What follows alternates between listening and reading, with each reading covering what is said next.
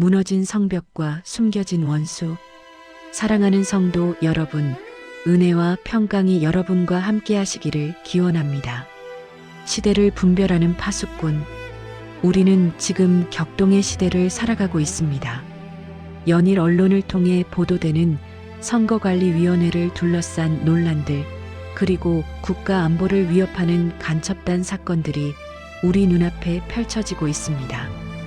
최근에는 미국 하원까지 나서서 우리나라의 선거 시스템에 대한 조사에 착수했다는 소식이 전해지고 있습니다.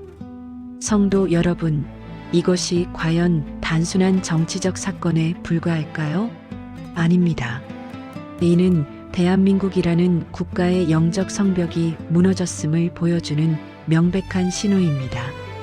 하나님께서 세우신 이 나라, 6.25 전쟁의 폐허 속에서 기도로 일으켜 세운 이 땅의 방어막이 허물어지고 있는 것입니다. 오늘 저는 여러분께 묻고 싶습니다. 성벽이 무너진 곳에 원수가 숨어들었습니다. 우리는 지금 어디를 수축해야 합니까? 느헤미야가 마주한 예루살렘. 느헤미야서 2장 17절에서 19절 말씀을 함께 보시겠습니다.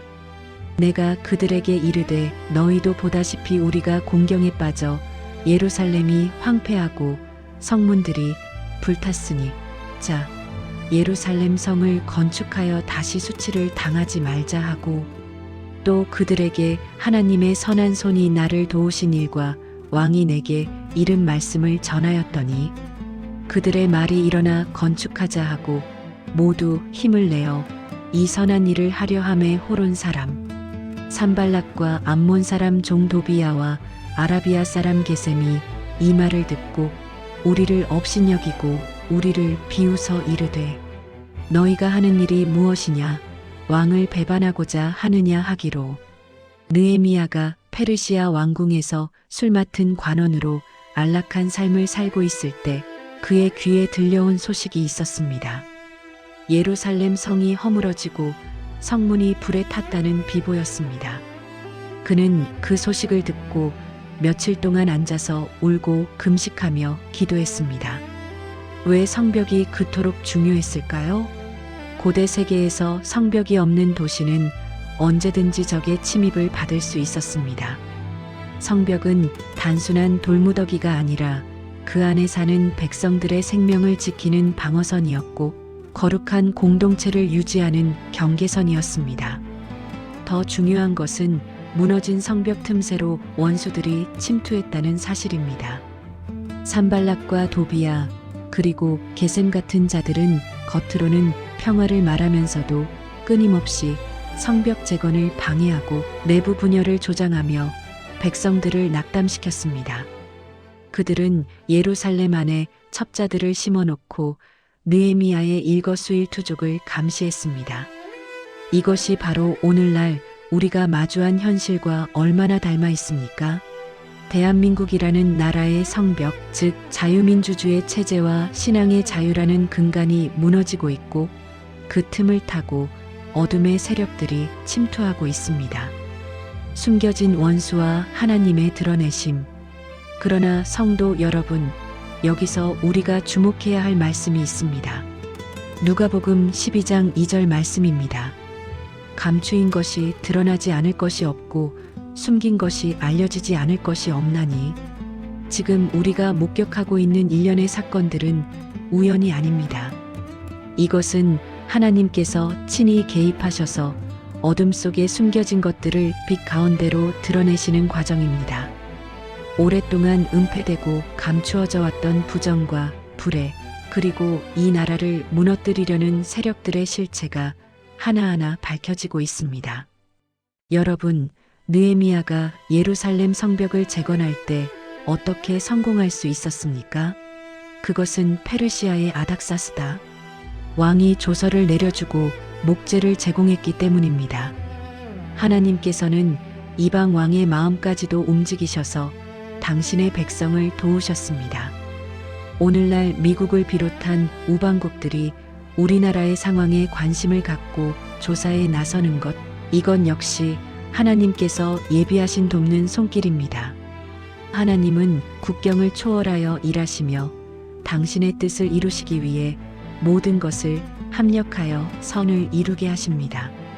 그러나 우리는 명심해야 합니다. 원수는 멀리 있지 않습니다. 원수는 우리 사회 깊숙이, 때로는 우리가 신뢰했던 제도와 기관 안에, 심지어 우리의 방심과 타협 속에 숨어 있습니다. 산발락과 도비아가 예루살렘 성 밖에만 있었던 것이 아니라 성 안의 귀족들과 관원들 중 일부와도 내통하고 있었던 것처럼 말입니다. 그래서 우리에게는 철저한 분별력이 필요합니다. 달콤한 말로 평화를 외치지만 실상은 이 나라의 근간을 흔드는 자들, 관용과 다양성을 말하지만 실제로는 절대적 진리와 가치를 무너뜨리려는 자들을 우리는 분별해야 합니다. 다시 성벽을 쌓아라. 그렇다면 우리는 무엇을 해야 합니까?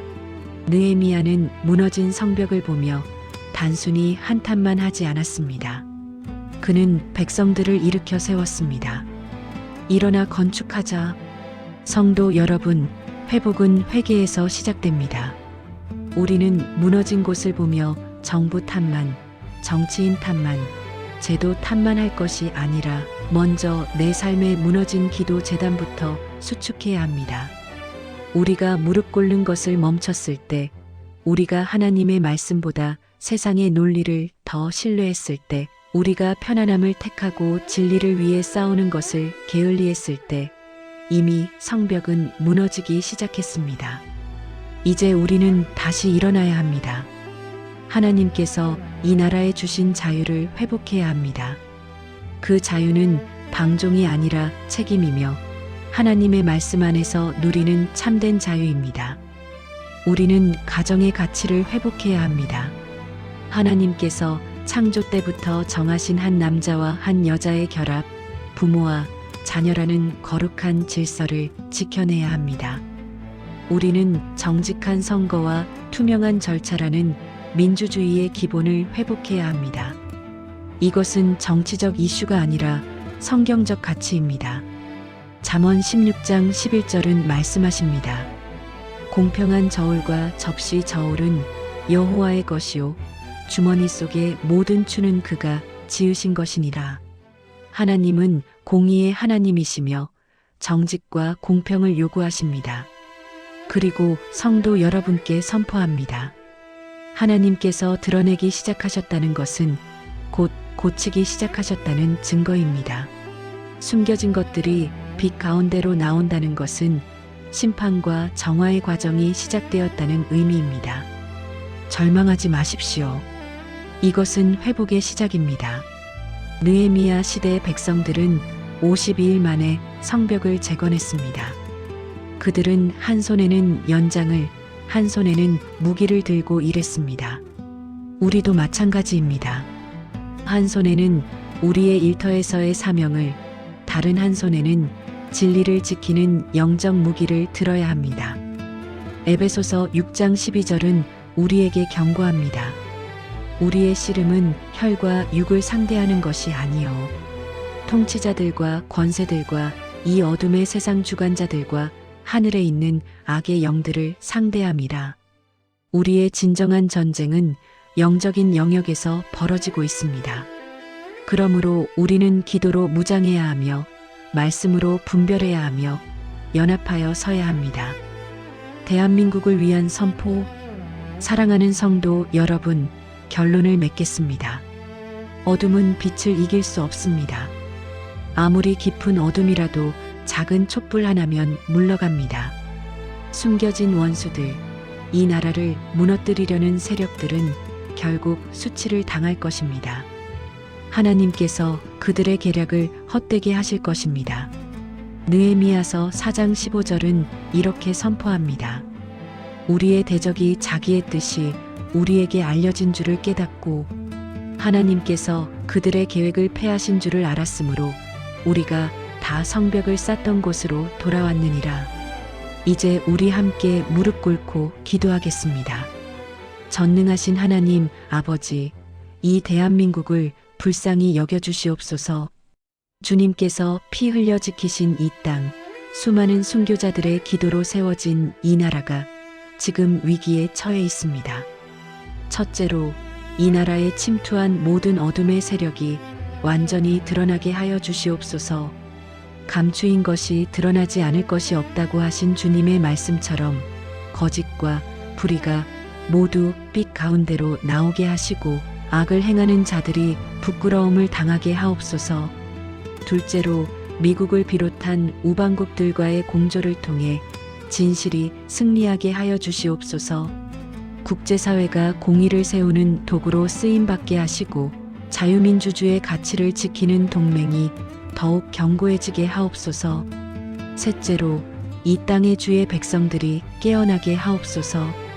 우리가 무너진 이 나라의 성벽을 기도로 재건하는 느헤미야의 백성이 되게 하옵소서.